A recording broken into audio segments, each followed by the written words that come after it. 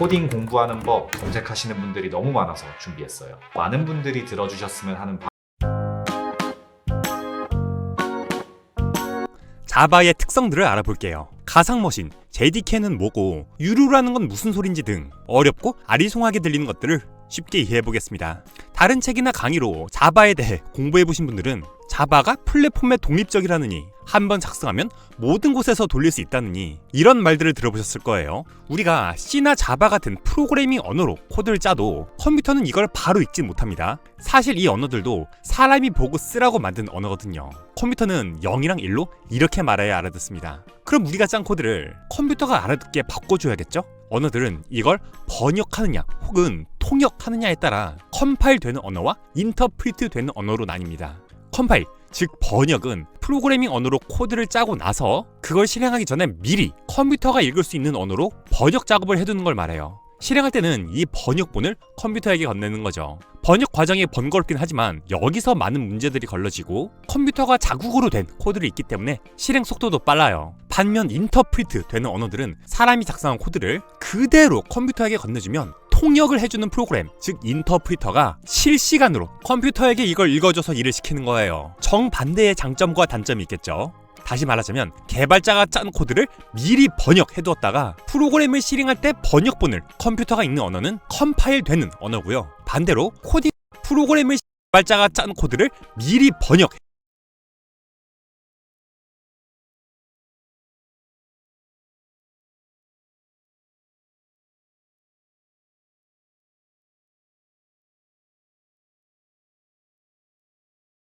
해두었다가 프로그램을 실행할 때 번역본을 컴퓨터가 읽는 언어는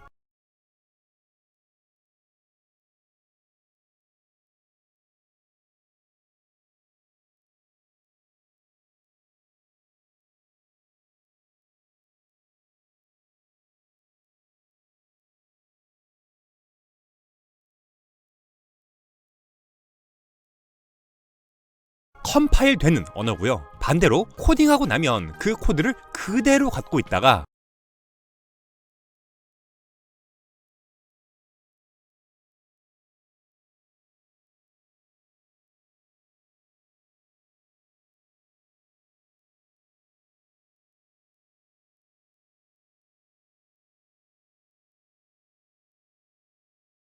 프로그램을 실행할 때 그때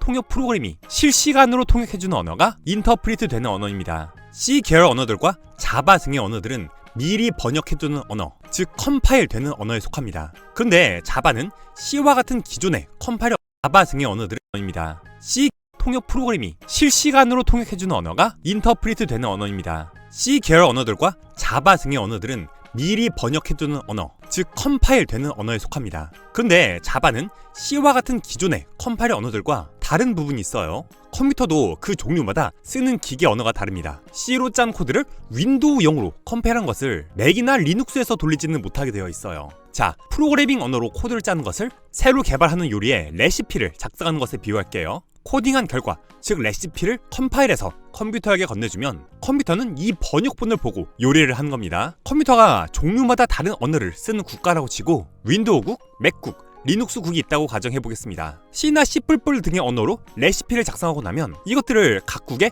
현지어로 번역해서 보내야 했어요. 코드를 실행할 컴퓨터의 종류에 따라 따로따로 컴파일을 해야 하니 여간 번거로운 일이 아니겠죠. 그런데 자바는 다른 방식을 도입했습니다. 각국의 JVM, 자바 가상 머신이라는 주방장을 파견해요. 실행할 컴퓨터에 JVM이란 프로그램을 까는 겁니다. 이 주방장들은 두 가지의 언어를 할 줄 압니다. 먼저 당연히 자기가 파견된 현지의 언어, 즉 해당 컴퓨터의 기계어를 할 줄 아는 거죠. 다른 하나는 자바 바이트 코드라는 주방장 공용어예요. 자바로 짠 코드는 바로 이 언어로 컴파일됩니다. 그래서 자바를 사용하는 레시피 개발자들은 레시피를 작성한 다음 이걸 단 하나의 언어, 자바 바이트 코드로 번역해서 각국에 보내면 이 JVM이란 주방장들이 이 공통 번역본을 읽고 파견된 국가의 직원들, 즉 컴퓨터 자원들에게 현지어로 지시를 내리는 겁니다. 자바 개발자들은 자바를 실행할 컴퓨터 및 기기에 이 JVM이라는 프로그램만 설치해두면 개발을 할 때 어떤 언어로 컴파일을 해야 할지 전혀 신경 쓰지 않아도 되는 거죠. 자바를 실행하기 위해 만들어진 JVM은 코틀린, 스칼라, 그루비, 클로저 등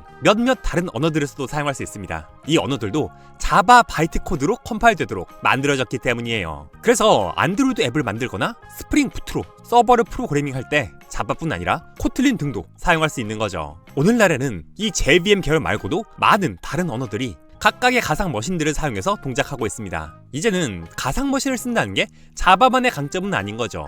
자, JVM은 현지에 파견된 주방장이라고 했습니다. 그렇다면 JRE는 뭐고 JDK는 뭘까요? 이 셋은 이와 같은 포함 관계를 갖고 있습니다. 먼저 JRE는 자바 실행 환경의 약자입니다. 이 주방장이 파견돼서 일하는 곳, 현지 식당이라고 생각하시면 돼요. 자바로 짠 코드를 돌릴 컴퓨터에는 이 JRE라는 것이 설치되어 있어야 하는 거죠. 이 식당은 주방장인 JVM 외에 몇 가지를 더 포함하는데 가장 핵심적인 건 표준 라이브러리입니다. 이건 요리 기초 가이드북이에요. 레시피를 작성할 때 채 썰기는 어떻게 하는 건지, 쌈장은 어떻게 만드는지, 오븐은 어떻게 쓰는지 그런 사소한 것들까지 다 적어야 한다면 힘들겠죠. 자바 개발자들이 프로그래밍 할 때도 산술 기능, 출력 기능, 통신 기능 등등 널리 사용되는 다양한 기초, 필수 기능들을 직접 구현하지 않아도 되도록 미리 작성된 수많은 코드들이 기본으로 제공되는 거예요. 레시피에 그냥 당근을 채 썰기 한다 라고만 적어서 컴파일하면 JVM은 채 써는 방법을 이 라이브러리에서 확인하는 거죠. 그 외에 각종 설정 파일 등 자바 바이트 코드의 실행에 필요한 몇몇 요소들이 이 JRE에 포함됩니다. 예전 자바는 이 JRE만 따로 다운받을 수 있게 되어 있었어요. 자바를 실행만 할 컴퓨터, 예를 들면 사용자의 컴퓨터나 서버 등등에는 JRE만 설치해서 사용하곤 했죠. 최근 버전의 자바는 보통 굳이 JRE만 따로 제공하지 않고 이를 포함하는 JDK 전체를 다운받도록 되어 있습니다. JRE와 JDK 이 둘의 경계도 이젠 사실 모호해진 거죠. JDK는 자바 개발 키트의 약자입니다. JDK는 레시피를 개발하는 회사라고 할 수 있어요. 즉, 개발자가 자바로 프로그래밍하는 전 과정을 도와주는 자바 코드 제작 키트라고 생각하시면 되겠습니다. 이 안에 개발 중인 레시피를 테스트할 식당인 JRE, 그리고 사내 주방장인 JVM도 소속되어 있는 거죠. JDK 단계에서는 자바 컴파일러가 포함돼요. 컴파일러는 개발자가 작성한 레시피를 주방장이 읽을 수 있는 자바 바이트 코드로 번역해주는 번역가입니다. 디버거는 레시피에 따른 요리 과정을 하나하나 뜯어보고 문제가 없는지 살피는 영양사, 시식 담당 등에 비유할 수 있죠. 그 외에도 컴파일러가 번역한 결과물을 실행용 책자로 예쁘게 압축해주는 jar 도구, 식당이 현지에서 효율적으로 운영되고 있는지 성능 등을 모니터링하는 프로파일러 등이 이 JDK에 포함되어 있습니다. 이 모든 요소들을 각각의 용도에 따라 활용해서 자바 프로그램을 개발하고 테스트하고 실행하는 거예요. 여러분이 자바로 코딩을 할 컴퓨터에, 그리고 자바로 코딩한 스프링 서버를 돌릴 컴퓨터에 JDK란 걸 설치해야 하는 이유인 거죠. 이제 자바와 JVM, JRE, JDK의 관계는 잘 아시겠죠? 그렇다면 이것들은 어디서 만들고 관리할까요? 현재 자바 언어는 오라클이 맡아서 관리하고 있습니다. 이곳에서 자바란 언어의 표준을 정하고 새로운 버전들을 개발해내죠. 이 영상을 찍은 현재 자바는 버전 20까지, LTS로는 17까지 출시되어 있어요. LTS는 말 그대로 단기 지원 버전입니다. 17 이전에는 11, 그 전에는 8이 LTS였어요. 빅맥, 와퍼, 한우 불고기 버거 같은 스테디 샐러드처럼 오래 쓰라고 제대로 각 잡고 만든 버전들이에요. 업데이트나 보안 수정이 장기간 제공되기 때문에 실무에서 개발할 때는 안정적인 LTS 버전들을 사용합니다. 그 사이의 버전들은 무슨 대게버거나 강정버거 같은 잠깐 반짝하고 사라지는 제품이나 한정 메뉴들처럼 다음 LTS를 위한 실험적 버전으로 생각하셔도 좋습니다. 새로운 기능들을 빨리 맛볼 수는 있지만 해당 버전의 지원이 짧기 때문에 실제품에는 잘 쓰지 않죠. 이것들을 안정화시키고 정리해서 LTS를 내놓는 거예요. 오라클에서는 이렇게 자바의 버전들을 만들 뿐 아니라 이를 개발할 때 사용하는 JDK도 출시합니다. 오라클에서 출시하는 JDK는 두 종류가 있는데요. 상업적으로 사용할 때 유료인 오라클 JDK, 그리고 무료 오픈소스 버전인 오픈 JDK입니다. 오라클 JDK가 유료인 만큼 보다 많은 기능과 좋은 성능을 갖추고 있죠. 자바가 유료라는 건 바로 이 오라클 JDK가 유료인 점을 말하는 거예요. 그래서 자바가 유료화되었으니 코틀린은 쓰자, 이런 말은 잘못된 겁니다. 코틀린도 JDK를 사용해서 개발하고 실행되기 때문이죠.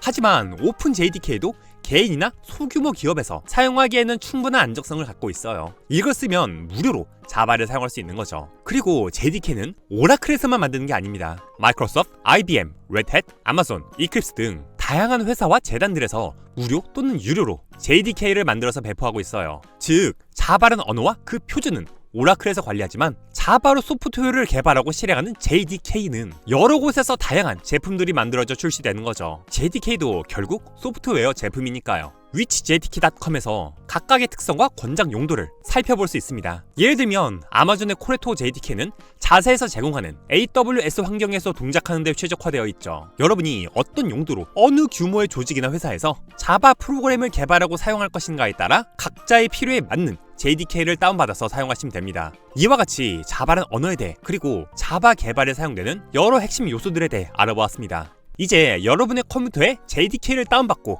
자바로 코딩을 하는 실습들을 진행하게 될 거예요. 실습에서 뵙도록 하겠습니다. 즐거워하세요.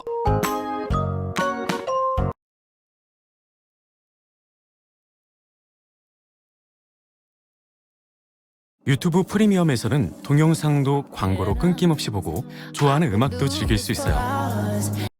어플리케이션이 실행될 때 객체를 포함해서 데이터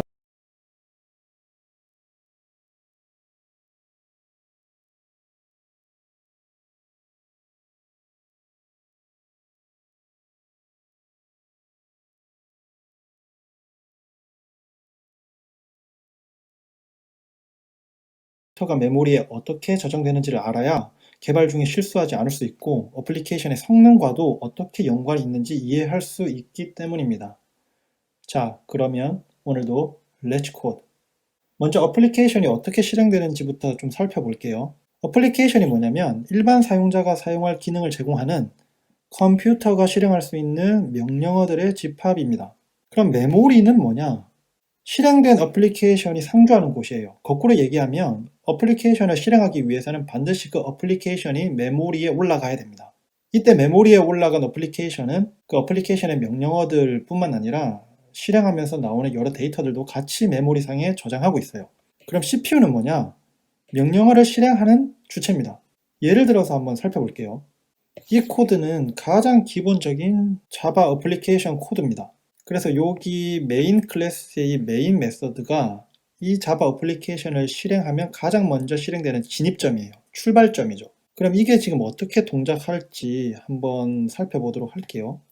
여기에 CPU가 있고 여기에 메모리가 있으면 먼저 A라는 변수에 7이라는 값을 대입하라는 명령어를 CPU 상에서 실행을 하게 됩니다. 그러면 이 메모리 상에서는 7이라는 값이 저장되고 A라는 이름이 붙게 됩니다. 그 다음 라인을 또 실행을 하게 되면 CPU에서는 3이라는 값을 B에 저장하라는 명령을 실행을 하게 되면 최종적으로 메모리에는 3이라는 값이 올라가고 B라는 이름을 붙이게 됩니다. 그리고 그 다음에 A와 B에 있는 값을 더해서 C라는 변수에 저장하라는 이 명령어를 실행을 하게 되면 CPU에 메모리 A와 B에 있는 각각의 값인 7과 3을 들고 와서 이 두 개를 더하여서 더한 값 10을 메모리에 저장하고 저장된 곳 이름을 C라고 붙이게 됩니다.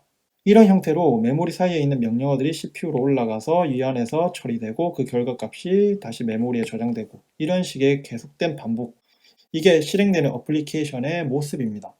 참고로 개발을 하다 보면 런타임이라는 용어를 만나게 되는데요. 이 용어가 의미하는 거는 지금 설명드린 것처럼 이렇게 어플리케이션이 메모리에 올라와서 실행되는 동안의 이 시간들을 의미를 합니다.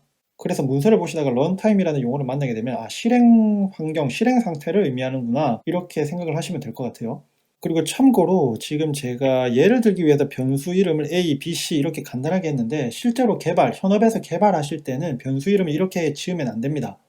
좀 더 값을 잘 설명할 수 있는 변수 이름을 지어야 되고요. 저는 지금 영상을 찍기 때문에 설명할 때 쉽게 발음하려고 A, B, C라고 한 것이고 실제 개발할 때는 이렇게 하시면 안 됩니다. 자, 그래서 다시 돌아와서 오늘 중점적으로 다룰 내용은 바로 이 어플리케이션이 실행될 때 데이터가 메모리에 어떻게 저장되는지, 즉 런타임 환경에서 메모리의 모습을 살펴보려고 합니다. 아까 맨 첫 화면에서 말씀드렸던 것처럼 이걸 잘 이해하셔야 개발할 때 실수하지 않을 수 있고 또 어플리케이션 성능과도 연관이 있기 때문에 잘 따라와 주기 바랍니다. 메모리 구조에 대해서 좀 살펴볼게요. 어플리케이션에 할당되는 메모리는 내부적으로 이제 여러 영역들로 나누어지는데요. 그 중에 중요한 두 가지 영역이 바로 스택 메모리와 힙 메모리입니다. 스택 메모리는 뭐냐면 함수나 메서드의 지역 변수 혹은 매개 변수가 저장이 되는 곳이고요. 또 함수나 메서드가 호출될 때마다 스택 프레임이라는 형태로 이 스택 메모리에 쌓이게 됩니다. 뒤에 예를 통해 살펴볼 거예요. 그리고 흰 메모리는 뭐냐면 객체가 저장되는 메모리 영역입니다. 5가지의 자바 어플리케이션 예제를 준비했는데요. 한번 살펴보시죠. 자, 앞에서 살펴봤던 자바 어플리케이션 예제를 다시 소환을 했습니다. 기억나실지 모르겠지만 이 메인 클래스에 있는 이 메인 메서드가 이 자바 어플리케이션을 실행하면 가장 먼저 실행되는 진입점이라고 말씀드렸던 것 다시 한번 리마인드 한번 해주시고요. 설명을 드리기에 앞서서 아까 앞에서 스택 메모리 설명할 때 매개 변수 그리고 지역 변수에 대해서 말씀을 드렸는데요.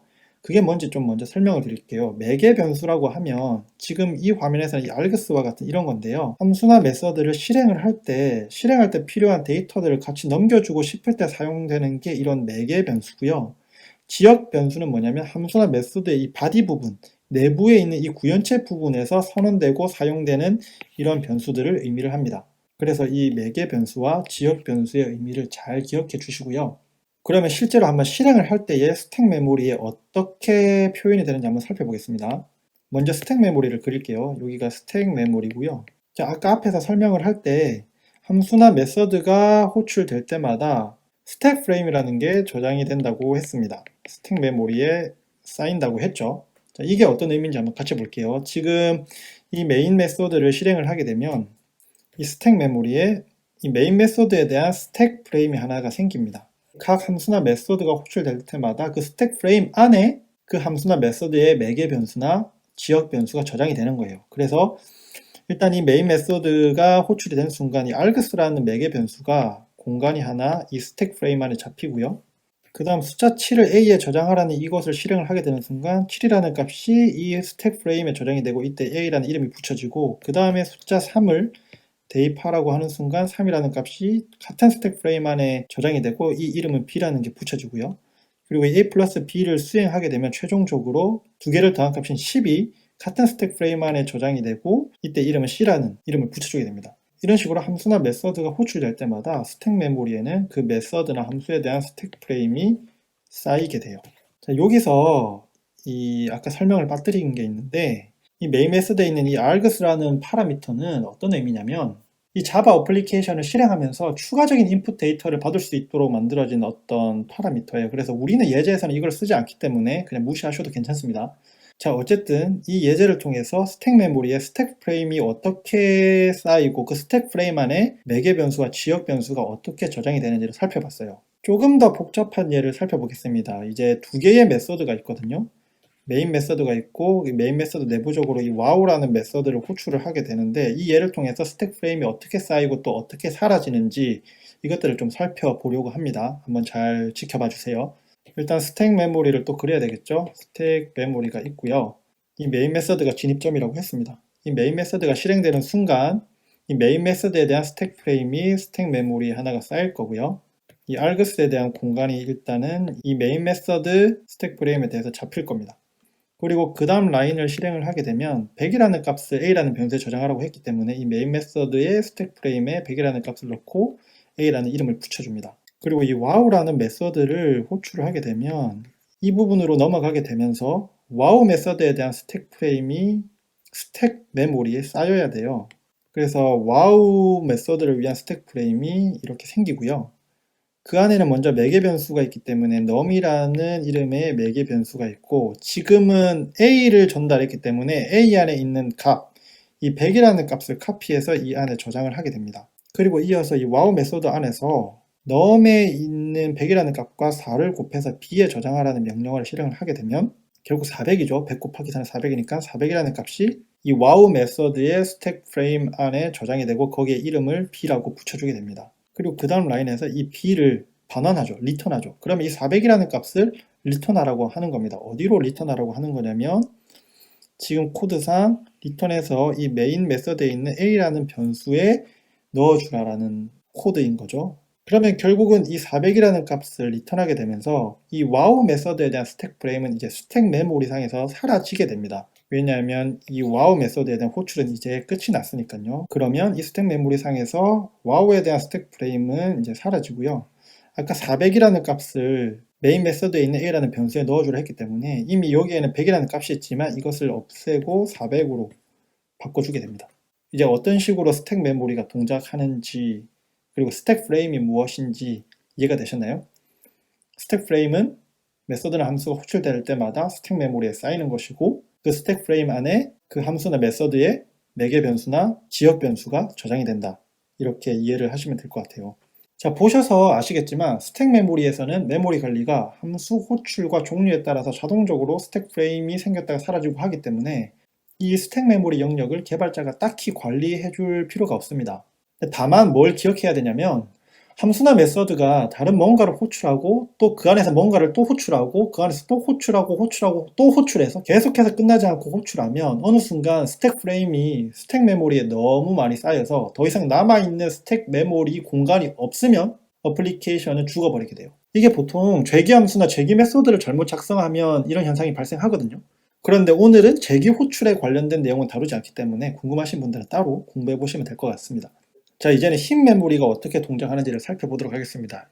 이 부분부터 이제 정말 중요해요. 객체가 힙에 저장되기 때문에 그런 건데 이 부분 잘 이해하셔야 됩니다. 자, 이전 영상에서도 사용됐었던 카운터 클래스를 다시 한번 소환했습니다. 카운터 클래스는 내부적으로 스테이트라는 상태를 가져요. 몇 번 카운트했는지 정보를 저장하는 스테이트인 거고요. 그리고 어떤 메서드가 있냐면 하나하나 카운트하는 인크리먼트 메서드가 있고 그리고 이제 얼마까지 샜는지 궁금할 때 호출할 수 있는 get 메서드를 가지고 있습니다. 자, 복습도 할 겸 여기서 매개 변수는 뭐가 있죠? 여기서 매개 변수는 args가 있죠. 그리고 여기서 지역 변수는 뭐가 있죠? 지역 변수는 c가 있습니다. 그러면 누군가는 궁금해할 수 있어요. 이건 뭐냐? 이거는 이 카운터라는 클래스를 통해 만들어지는 인스턴스의 상태를 저장하는 변수라고 해서 인스턴스 베리어블이라고 합니다. 그러니까 인스턴스 변수라고 불러요. 그래서 지금 이 예제에서는 총 3종류의 변수가 보입니다. 하나는 매개 변수, 지역 변수, 그리고 인스턴스 변수. 자, 이것도 잘 용어를 기억을 해 주시고요. 이제 정말 이 자바 어플리케이션이 어떻게 실행되는지 한번 따라가 봅시다. 출발점은 이 메인 메서드라고 그랬죠. 이 메인 메서드를 실행하는 순간 기본적으로 이 스택 메모리에는 메인 메서드를 위한 스택 프레임이 생성이 됩니다. args라는 변수가 생길 거고 그 다음에 이 new 카운터를 통해서 객체를 생성을 하는데 new 카운터, 이 카운터가 결국은 생성자예요. 객체를 만들어주는 생성자인데 얘도 메서드의 일종입니다. 그래서 이 카운터라는 생성자를 수행하는 순간 얘도 스택 프레임에 생겨요. 이 카운터에 대한 스택 프레임이 생기는 거죠. 얘를 실행하는 순간요. 그리고 얘를 실행하면서 드디어 이 힙에 객체가 생성됩니다. 카운터 클래스 타입의 객체가 생성이 돼요. 이 스테이트 정보가 여기에 저장이 되는데 이때는 기본값 0이죠. 그리고 이 생성자, 카운터라는 생성자의 처리가 끝이 나면 얘는 스택 메모리에서 차지하고 있던 스택 프레임도 사라지게 되고요. 최종적으로 이 객체를 카운터 C에 저장하라는 의미는 다시 이 메인 메소드의 스택 프레임으로 돌아와서 이 안에서 C라는 이름의 카운터 객체를 담을 수 있는 변수를 만들고 에 대한 스택 프레임이 하나 생성이 됩니다. 파라미터 args가 있기 때문에 그 args를 저장할 수 있는 공간이 일단은 확보가 됐죠. 그 다음 실행되는 부분이 바로 이 부분인데요. 이 카운터 클래스에 대한 객체 생성자, 이 생성자 역시도 메서드의 한 종류라고 했기 때문에 얘도 실행이 되는 순간 스택 메모리에 이 생성자에 대한 스택 프레임이 쌓이게 됩니다. 그리고 제가 앞에서 설명하지 못한 게 하나 있는데 그게 바로 this라는 변수입니다. 자, 이 변수는 숨겨진 변수예요. 이 어플리케이션이 실행하게 되면 클래스의 생성자나 메서드에는 암묵적으로 보이지 않지만 존재하는 변수입니다. 얘가 어떤 역할을 하는지는 곧 알게 되실 거예요.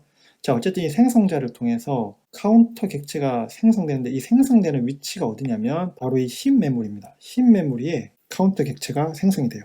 그리고 이 카운터 객체 내부적으로 보면 스테이트라는 상태가 있잖아요. 그러면 그 스테이트라는 상태가 저장이 됩니다. 여기서는 0이라는 값으로 저장이 되겠죠. 자, 그러면 다시 이 스택 프레임으로 돌아와서 이 생성자에 대한 스택 프레임, 이 this라는 변수는 어떤 역할을 하냐면 이렇게 힙에 객체를 생성하고 나서 이 객체를 가리키는 역할을 합니다. 즉 이 객체의 메모리 주소값을 여기에 담고 있는 거죠. 자, 그리고 나서 이 객체 생성자의 역할은 끝이 났습니다. 그러면 이 스택 메모리에서 이 생성자에 대한 스택 프레임은 사라지게 됩니다. 그러면 다시 메인 메서드로 돌아왔죠. 이제 그 생성된 객체에 대해서 카운터 클래스 타입의 C라는 이름의 변수에 저장을 하게 되는데, 이때 이 C 변수가 결국은 객체, 방금 만들어진 이 객체를 가리키게 되죠. 즉 여기에는 이 객체의 메모리 주소값이 들어가게 됩니다. 자, 그러고 나서 이제 이 부분을 실행을 해요. 이 부분을 실행을 하게 되면 to라는 메서드를 호출을 하게 되는 거잖아요. 그럼 얘를 호출을 하게 되면서 이 메서드에 대한 스택 프레임이 스택 메모리에 쌓이게 됩니다. 그리고 파라미터로 이 C 값을 전달을 했기 때문에 이 스택 프레임에는 C라는 이름의 변수가 생기고, 이 변수는 조금 전에 만들어진 이 객체를 가리키게 됩니다. 결국 같은 주소값을 가지게 되겠죠. 자, 그러면은 이제 이 실행 포인트가 여기로 옮겨졌어요. 이제 한 줄 한 줄 실행을 하게 될 텐데, 여기서 또 실행을 하는 게 보면은 c.increment라고 해가지고 객체 C에 대해서 increment 메소드를 호출을 하게 됩니다. increment 메소드도 또 메소드이기 때문에 호출이 되는 순간 스택 메모리에는 이 increment 메소드에 대한 스택 프레임이 쌓이게 됩니다. 이 increment 메소드가 클래스에 정의된 메소드고, 이 인스턴스에 대한 메소드 호출이기 때문에 이게 또 암묵적으로 this라는 변수가 있습니다. 이 this라는 변수는 마찬가지로 이 객체를 가리키게 되죠. 그럼 여기서 increment를 수행한다는 말은 바로 이 아랫부분, 이 부분이 실행된다는 거죠. 그래서 스테이트 값이 어떻게 바뀌냐면, 스테이트 값이 0에서 하나 증가했기 때문에 1로 바뀌게 됩니다. 그렇게 1로 바뀌고 나서 이 increment 메소드 호출은 종료가 되게 되고, 그러면 이 increment 메소드에 대한 스택 프레임은 스택 메모리로부터 또 사라지게 됩니다. 하지만 그 다음 라인도 다시 한번 같은 객체에 대해서 increment 메소드를 호출하게 되죠. 다시 이 스택 메모리에는 increment 메소드에 대한 스택 프레임이 쌓이게 됩니다. 역시나 마찬가지로 클래스에서 정의됐고 객체에 종속된 메소드이기 때문에 this라는 변수가 여기서도 생기고요. 같은 객체를 가리키게 됩니다. 그럼 여기서 다시 한번 이 increment 메소드가 호출이 되겠죠? 스테이트가 다시 한번 1이 증가하게 됩니다. 그래서 현재 1이었던 값이 이제는 2가 됩니다. 이렇게 increment가 다시 한번 호출이 끝이 났어요. 그러면 스택 메모리에서 이 increment에 대한 스택 프레임은 또 사라지게 됩니다. 그리고 자연스럽게 이 to라는 메소드의 끝까지 실행을 했기 때문에 이 to라는 메소드에 대한 스택 프레임도 스택 메모리에서 사라지게 되죠. 자, 그럼 다시 메인 메소드로 돌아와서 이 마지막 라인을 실행하게 됩니다. C라는 객체에 대해서 get을 호출을 하게 되는 순간 스택 메모리에 get 메소드에 대한 스택 프레임이 쌓일 때 마찬가지로 this라는 변수가 생기고, 이 this라는 변수는 지금 우리가 계속 바라보고 있는 그 객체를 또 바라보게 됩니다. 자, 그리고 이 get 메소드가 실행되는 순간 이 스테이트 정보를 반환을 하게 되잖아요. 그럼 현재 이 객체의 스테이트는 2라는 값이 저장되어 있습니다. 그러면 이 2라는 값을 반환하게 되는 거예요. 2라는 값을 반환하면서 이 get 메서드의 호출은 끝나게 됩니다. 그러면 이 get 메서드에 대한 스택 프레임은 스택 메모리로부터 또 사라지게 되겠죠. 결국 이 2라는 값은 이 스택 프레임에 저장이 되고 변수 이름은 count가 되게 됩니다. 이 예제에서 강조하고 싶었던 것은 이거예요. 호출된 함수나 메서드가 파라미터로 객체를 전달받아서 그 객체의 상태를 바꾸게 됐다면 그 함수나 메서드 종료 이후에도 그 객체는 변경된 상태 그대로 남아있다. 이 점을 강조하고 싶었어요.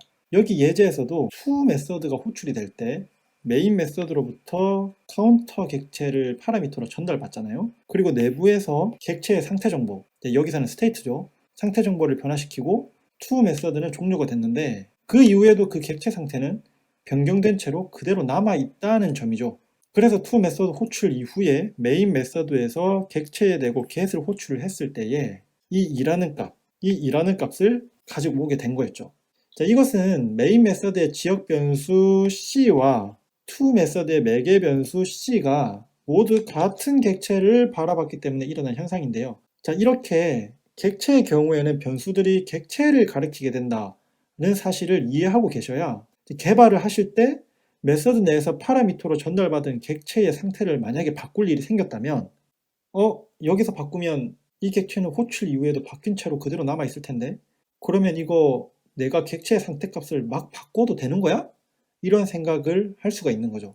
이거를 인지하지 못하고 그냥 막 바꾸면 어쩌면 잘 동작하던 기존 코드에 버그가 생겨서 문제를 일으키실 수도 있습니다. 그러니까 이 점을 유념해 주시면 좋을 것 같아요. 자, 이제 쓰레기 객체를 살펴봅시다. 정말 오늘 다룰 내용이 정말 많네요. 자, 여기 카운터 클래스 여전히 재활용하고요. 지금 뭐 아까처럼 자세히 설명을 하지는 않겠습니다. 주목하셔서 보시면 좋을 게 이 make라는 메서드인데요. 내부적으로 보면은 new count를 통해서 하나 만들고, 근데 실제로 리턴하는 것은 새롭게 또 하나 만들어진 객체를 리턴을 해요. 그러면 요때 만들어진 이 객체는 어떻게 되느냐, 이거를 주목하셔서 보셔야 되는데요. 지금 이 라인을 실행을 해서 make까지 호출한 후에 카운터 C에 이 make 메서드가 반환한 객체의 주소값을 저장했을 때 메모리 구조가 어떻게 되는지 한번 그려볼게요. 스택 메모리가 있고 힙 메모리가 있습니다. 두 개의 객체가 있어요. 그리고 스택에는 메인 메서드에 대한 스택 프레임이 있겠죠. 그럼 여기에 일단 args가 있고, 그 다음에 C가 있습니다. 이 C가 뭘 가르치냐면은 두 번째 만들어진 얘만 가르쳐요. 그럼 여기서 어떤 문제점이 발생을 했냐, 얘는 힙 메모리에서 지금 메모리 공간 일부를 차지하고 있습니다. 근데 문제는 이 객체에 대해서 어떤 것도 레퍼런스를 하고 있지 않아요. 그러니까 얘에 접근할 수 있는 방법이 없다 이겁니다. 이 객체 같은 경우에는 C라는 레퍼런스 변수를 통해서 접근할 수가 있어요. 근데 얘는 접근할 수가 없습니다. 그럼 이게 왜 문제냐면, 이런 식으로 접근할 수 없는 얘네들이 계속 쌓이면 어떻게 될까요? 사실 접근할 수 없다면 더 이상 사용하지 않는다는 의미이기 때문에 얘는 메모리 상에서 이제 없애줘야 되는데, 계속 힙 메모리 공간을 점유하고 있다면 어느 순간 힙 메모리가 고갈돼 버리겠죠. 그래서 이런 접근이 불가능한 객체를 쓰레기 객체라고 하는데요. 이 쓰레기들을 잘 처리를 해주기 위해서 프로그래밍 언어에 따라서는 여러 가지 방법이 있는데, 보통 두 가지 경우인 것 같아요. 제가 알기로는. 하나는 프로그래밍 명령어로 개발자가 직접 이 객체를 이제는 더 이상 안 써, 이렇게 이 객체에 할당된 메모리 공간을 해제시켜 주거나, 아니면 자바나 파이썬 같은 언어에서는 언어 레벨에서 이 쓰레기, 참조할 수 없는, 접근할 수 없는 이 쓰레기 객체들을 알아서 처리해 주기도 합니다. 이렇게 알아서 쓰레기를 처리해 주는 친구를 갈비지 컬렉터라고 하고 줄여서 GC라고 해요. 그래서 이 갈비지 컬렉터가 어떻게 동작하는지에 따라서 어플리케이션 성능에 영향을 미치기 때문에 이 GC도 잘 파악하는 게 중요한데요. 오늘의 주제는 아니기 때문에 추후에 따로 영상으로 찍도록 하겠습니다. 자, 마지막으로 예제가 참 많죠. 이 파이썬에 대해서 얘기를 조금 해야 될 것 같아가지고 간단하게 하겠습니다. 왜 이 예제를 준비했냐면, 이 파이썬에서는 모든 것이 다 객체이기 때문에 그거 설명하고 싶어서 그랬어요. 자, wow라는 함수를 정의를 했습니다. 파라미터로 num을 받아서 내부적으로 그 전달받은 num에 있는 숫자 값을 출력을 해주게 됩니다. 자, 그리고 이 wow라는 함수를 쓰기 위해서 숫자 1을 변수 a에 저장을 했고요. 그리고 wow 함수를 호출할 때 a라는 변수를 파라미터에 대입을 해서 전달을 했습니다. 이게 지금 스택과 힙 메모리에 어떻게 표현되는지를 보려고 하는 거예요. 자, 파이썬에서는 모든 것이 객체를 했기 때문에 숫자조차도 객체로 표현됩니다. 이 점을 유념하시고 보시면 될 것 같아요. 자, 이 파이썬 코드를 실행을 하게 되면 여기서부터 당연히 실행이 되겠죠. 왜냐하면 얘는 함수를 정의를 한 거지 실행을 하는 것은 아니기 때문이죠. 자, 실행은 여기서부터 시작합니다. 그러면은 지금 파이썬을 보시면 어떤 함수 안에서 실행하는 것이 아닌데, 파이썬은 그게 가능해요. 대신에 이를 위해서 파이썬은 이 스택 메모리에 글로벌 프레임이라고 하는 가장 기본적인 프레임이 있습니다. 그래서 이 프레임에 이제 숫자 1을 넣는 건데요. 이 숫자 1도 파이썬에서는 객체라고 했었잖아요. 그래서 이 숫자 1에 대한 객체가 이 힙 영역에 만들어집니다. 그리고 이 a라는 변수에는 주소값이 저장되는 거죠. 이 객체를 가리키는 주소값이요. 자, 그리고 나서 이제 이 wow라는 함수를 실행을 하게 됩니다. 그러면은 wow 함수에 대한 스택 프레임이 스택 메모리에 쌓이겠죠? 이렇게 프레임이 생기고 num이라는 파라미터가 있고, 그 파라미터에 변수 a를 전달했는데 이때 주소값을 또 전달을 한다고 보시면 됩니다. 그래서 마찬가지로 이 num이라는 파라미터도 같은 객체를 바라보게 되는 거죠. 그리고 내부적으로 이제 이 print를 통해서 num에 있는 값 1을 화면상에 출력을 하게 되는 겁니다. 다시 한번 강조하지만 파이썬에서는 모든 것이 객체로 표현된다. 이렇게 알고 계시면 될 것 같습니다. 드디어 끝이 났네요. 이번에 이 영상 준비하는데 정말 오래 걸렸습니다. 정말 오래 걸렸고 영상 찍는데도 고생을 참 많이 했어요. 그만큼 많은 도움이 됐기를 정말로 바랍니다. 2021년은 이제 마무리가 됐고 새로운 2022년이 시작을 했어요. 작년 한 해 너무 수고 많으셨고 올해 새해 복 정말 다들 많이 받으시고요. 올 한 해 같은 개발자로서 또 함께 이 쉬운 코드 채널과 함께 맥으로 일을 하시는 분들 혹은 컴퓨터를 쾌적하게 쓰고 싶으신 분들을 위해서 추천해드릴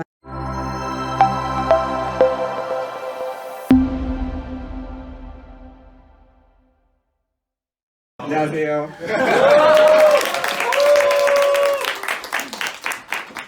이번에 상속보단 컴포지션 발표를 맡게 된 닉네임이 김홍빈? 사실 이 주제를 받았을 때 컴포지션이 뭐지? 라고 생각을 했는데 저희가 자주 사용하는 조합이더라고요. 그런데 조사하다 보니까 왠지 반란군이 되고 싶어서 그래서 주제를 바꿔봤습니다. 상속과 컴포지션으로 하게 됐는데요. 시작하기에 앞서 목차인데요. 확장이 뭔지 알아보고, 그리고 소개, 예제, 그리고 제대로 상속 한번 해보기, 뭐 이런 거. 그리고 결론으로 마무리하겠습니다. 이런 시를 써봤는데요. 네, 자세히 보아야 예쁘다. 오래 보아야 사랑스럽다. 너도 그렇다. 이걸 객체라고 생각을 해봤어요. 그래서 내부에서도 예쁘지만 그 내부도 되게 이쁘게 짜진 코드를 생각하면서 생각을 해봤습니다. 네. 그래서 확장이랑 재사용성을 늘리고 확장을 할 수 있다. 어떻게 제기되네요, 확장이. 그래서 너무 재밌어요. 네. 그래서 만들어 놓은 코드를 재활용하고 그 기능들을 활용할 수 있는, 재활용할 수 있는 상속과 조합에 대해 알아보겠습니다. 자, 상속과 조합의 예제인데요. 상속은 장점, 코드 재사용성이 되게 늘어나고요. 그리고 다양성을 지킬 수 있죠. 예를 들어서 저기 닭이 있는데 닭은 동물인가 했을 때 동물이죠. 이렇게 해서 동물을 통해서 모든 걸 할 수 있어서 되게 다양성의 장점을 지킬 수 있어요. 굉장히 강력합니다. 네, 그래서 저희 그 클래스 보시면 이런 식으로 보통 구현하잖아요. 이건 모두 다 알고 있어서 그 익스텐드를 사용하는 게 이제 상속이라고 할 수 있죠. 자, 보면은 단점인데요. 상속은 되게 유연성이 떨어지고요. 오버라이딩을 했을 때 문제가 발생할 수 있는 여지가 있습니다. 그리고 캡슐화를 떨어뜨리고 그 리스코프 치안 원칙을 위배할 수도 있다고 생각이 되는데요. 사실 이거의 문제로 이 친구들이 따라오게 되는데요. 이따 이 단점을 한번 알아보겠고요. 그럼 조합은 저 햄버거 세트라고 생각을 했는데요. 그 조합의 장점은 유연성을 아까 상속과 달리 유연성을 제공하고 이 자바에서 할 수 없는 다중 상속을 어느 정도 해소할 수 있다고 생각이 돼요. 그리고 불필요한 메소드를 노출하지 않아서 아까와 같은 문제가 좀 덜 나오게 되는 거죠.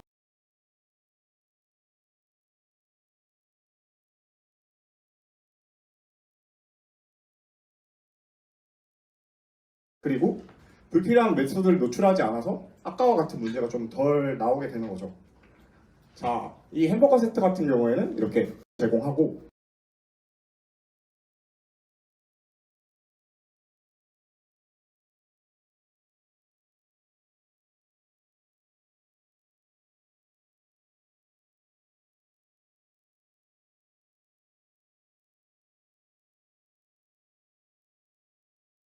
이 자바에서 할 수 없는 다중 상속을 어느 정도 해소할 수 있다고 생각이 돼요. 그리고 불필요한 메소드를 노출하지 않아서 아까와 같은 문제가 좀 덜 나오게 되는 거죠. 자, 이 햄버거 세트 같은 경우에는 이렇게 포테이토 클래스와 베버리지 햄버거가 가지고 있어서 사실 아까 제가 유연성 얘기했었잖아요. 이 유연성도 사실 이 햄버거를 갈아 끼우던가 뭐 베버리지를 갈아 끼우던가 해서 더 유연하게 갈 수 있고 또 한 번에 3개의 클래스를 가지고 있죠. 그래서 되게 그 다중상속처럼도 사용할 수 있는 되게 좋다고 생각이 듭니다. 간단한 예시를 들어볼게요. 동물이라는 클래스가 있어요. 그러면 동물을 호흡할 수 있고 소리를 낼 수 있는 기능이 있겠죠. 자, 그러면 동물을 상속받은 친구들은 기본적으로 호흡도 할 수 있고 소리도 낼 수 있고 또 추가적으로 확장을 더 할 수 있다고 생각이 듭니다. 상속은 다들 알고 계시니까 금방 넘어가겠습니다. 조합의 예를 들어보겠습니다. 사실 조합은 말이 조합이라서 그렇지 여러분 다들 굉장히 평소에도 잘 사용하고 있다고 생각이 되는데요. 내가 이거 조합을 쓰고 있었구나 라고 생각이 됩니다. 저희 로또 미션, 재밌는 로또 미션이 있었는데 로또 미션이 있었는데 그 당첨 티켓에 관련된 클래스였어요. 그래서 당첨 티켓은 6개의 로또 번호가 있고 보너스 번호가 있었죠.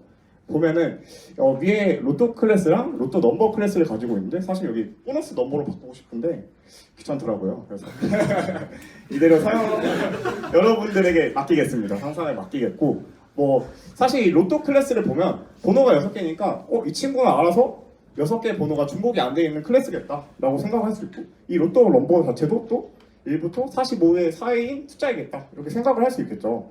그래서 이거를 생성하는 자체에서 이 위에 있는 친구 2개들만 값을 비교해서 중복이 안 되는지 확인만 하고, 이 이제 위닝 로또의 그 역할인 로또 순위를 구해줄 수 있는 역할만 넣으면 돼서 되게 조합의 장점을 살릴 수 있다고 생각이 듭니다. 부끄럽네요. 막상 넣으니까. 자, 제대로 상속하기. 이제 사실 2강을 넣으려고 했는데 넘어가겠습니다. 당신들의 상속은 안녕들 하십니까? 이걸 말을 해보고 싶었어요, 사실. 욕심이 좀 났는데, 저희가 사실 이 상속에 대한 문제는 저희끼리 하면서는 크게 문제가 없을 것 같아요. 이 상속의 단점을 왜 생각해 보게 됐냐면, 사실 저희는 항상 프로젝트를 하면 지금까지 미션도 개인 프로젝트였고, 혼자서 개발하거나 팀 프로젝트를 하셔도 같은 코드를 재활용할 수 있는 팀원들이 없었을 거예요. 자, 예정지가 왔네요.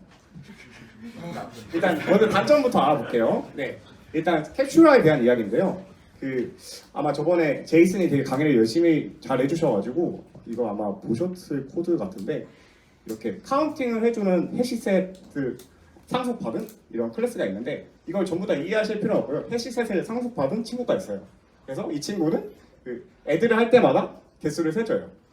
그래서 여기 add all 같은 경우에는 받은 친구의 사이즈를 구해서 더해주는 걸 볼 수 있죠.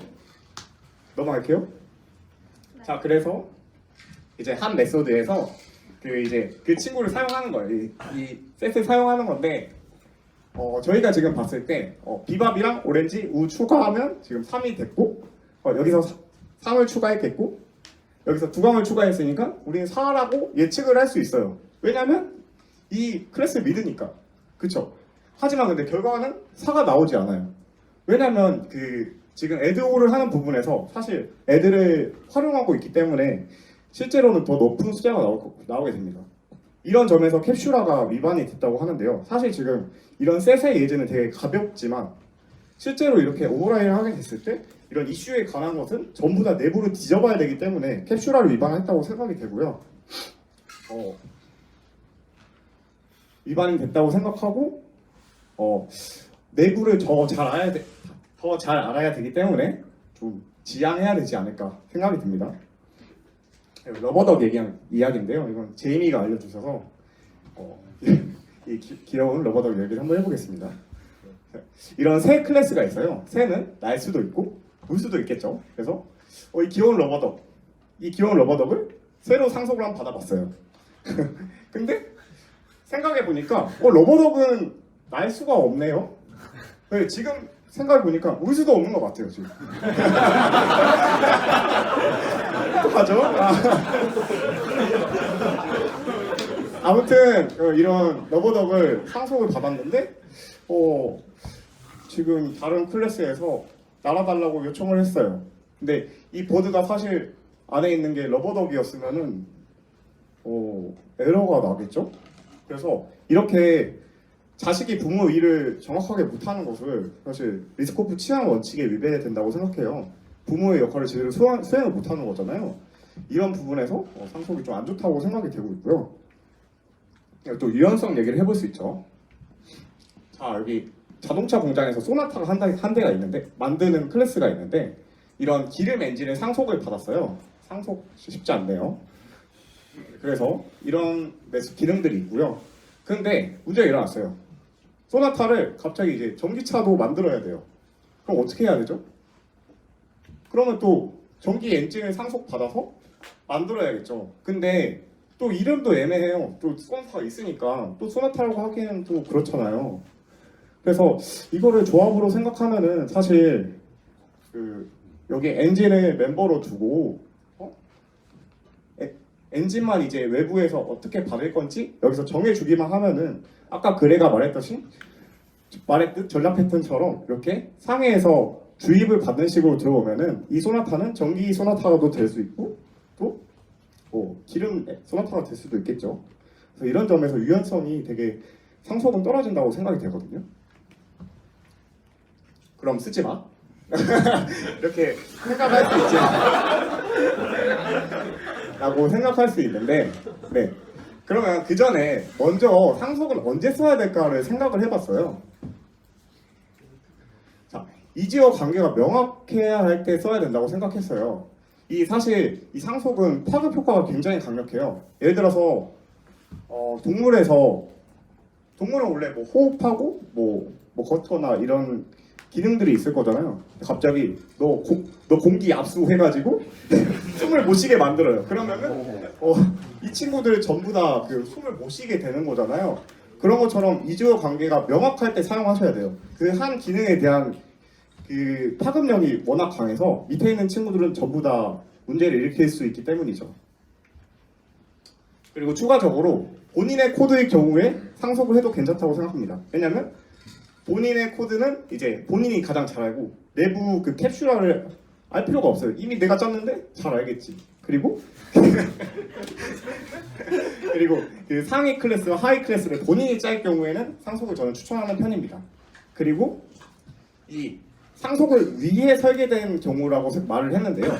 이게 다른 사람이 다른 이제 그 코드를 자기만 사용하는 게 아니라 그 뭐 다른 동료 프로그래머, 뭐 후배 프로그래머가 내 클래스를 사용할 때 미리 좀 뭐 어떻게 사용될지 예측을 해가지고 좀 설계를 할 경우에 상속을 사용해도 괜찮다고 생각이 들어요. 이 부분은 좀 뒤에 말씀드릴게요. 그럼 언제 쓰지 말까? 다양성을 위한 상속이에요. 사실 이 부분은 좀 말장난이긴 한데 뭔가 그 코드를 봤을 때 나는 상위 클래스에서 모든 걸 다 해주고 싶어 이런 생각이 들 때 막 상속을 하게 되더라고요. 예를 들어서 저희 그 블랙잭 게임에서 그 플레이어를 딜러가 묶을까? 이런 생각을 고민을 하게 됐는데 사실 이건 구현하는 사람의 마음이라고 생각하지만 억지로 이렇게 묶게 하는 거는 좀 비추가 아닐까라는 생각이 들었습니다. 그래서 다양성만 너무 추구하면은 좀 안 좋은 코드가 만들어질 수 있기 때문에 비추라고 생각이 되고요. 그리고 무작정 코드만 재사용을 하기 위해 상속한다. 이거는 또 별로라고 생각이 듭니다. 이제 갑작스러운 상속을 대비하는 법. 네, 상속 대비하는 법을 한번 알아보겠습니다. 클래스에 파이널을 붙이는 방법인데요. 이제 클래스에 파이널을 붙이게 되면 더 이상 상속을 할 수 없게 되게 되는데 저는 처음에 이걸 보고 이거 별로 아닌가? 상속을 못하면 그 객체 제한 프로그램의 의미가 없는 거 아닌가라는 생각이 들었어요. 왜 재활용도 못하는데 어떡하나 그렇게 생각을 했는데 사실 이게 저는 글을 읽고 나서 되게 느낀 게 이 상속을 한 거는 나는 이 클래스는 이제 블랙박스야. 너는 내 내부를 알 필요가 없어. 이렇게 되는 거예요. 그래서 그 다른 사용자들은 조합을 통해서 더 확장을 할 수 있고 그 클래스는 이제 뭐 내부 밑에 클래스를 이제 신경 쓸 필요가 없는 거겠죠. 그래서 이렇게 파이널을 붙이는 걸 되게 추천드리고 싶고요. 그리고 중요한 로직은 애스트랙트로 나는 완성된 클래스가 아니야 이런 식으로 그 아래 클라이언트 이 클래스를 사용하는 클라이언트에게 그 다음 일을 맡기는 걸 추천드리겠습니다. 그리고 그 이펙티브 자바를 작성하신 조슈아 워시기의 총고인데요.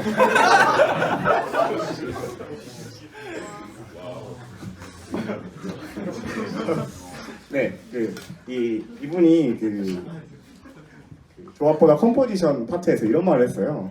이 클래스의 이제 상속을 할 때 되게 신중을 해야 되는데 왜 신중해야 되냐면 이 클래스의 결함도 자식 클래스에게 넘어온다는 거죠. 그러니까 이 클래스가 결함이 없는지 무조건 확인하고 자식 클래스에게도 어떤 결함이 생길지 생각을 꼭 하고 그 다음에 상속을 하자 뭐 이런 조언을 주셨더라고요. 한번 생각해 보시면 좋을 것 같고 그리고 그냥 뭐 조합을 쓸까 네.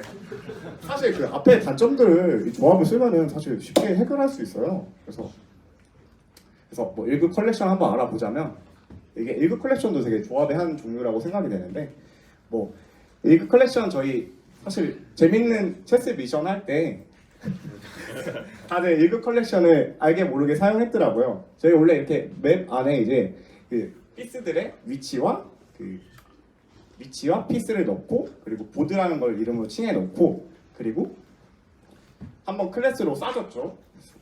뭐 포장을 해줬죠. 체스보드로. 사실 이게 1급 컬렉션 하나 들고 있는 클래스를 1급 컬렉션이라고 하게 되는데 이렇게 한번 포장을 했어요. 그러면 이렇게 컬렉션의 이름을 지정할 수 있고요. 체스보드. 그리고 한 메서드의 이름을 지정할 수 있어요. 예를 들어서 지금 move 같은 역할을 사실 리무브도 해주고 get도 해주고 put도 해주는 역할을 세 역할을 하나를 묶어서 이름을 지정해준 거에 저는 되게 큰 의의가 있다고 생각하는데 되게 좋다고 생각되고요. 그리고 클라이언트에게 필요 없는 메소드를 숨김으로써 되게 이 컬렉션을 이 클래스를 되게 안전하게 사용할 수 있다고 생각이 돼요.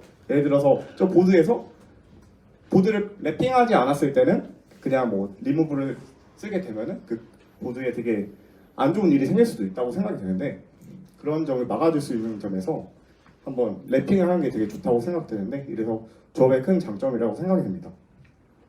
그래서 이게 제 결론인데요. 이제 상속을 쓸 때는 이제어 관계가 명확한지 한번 생각을 해보는 게 좋을 것 같고요. 그리고 상속을 고려하여 클래스를 하는 걸 추천드립니다. 아까처럼 파이널을 쓴다든지 아니면 앱스트랙트를 쓴다든지 그런 식으로 하시는 게 좋을 것 같고요. 클래스에 결함이 없는지 생각하여 그 클래스를 넘기는 게 좋다고 생각됩니다. 네, 고맙습니다.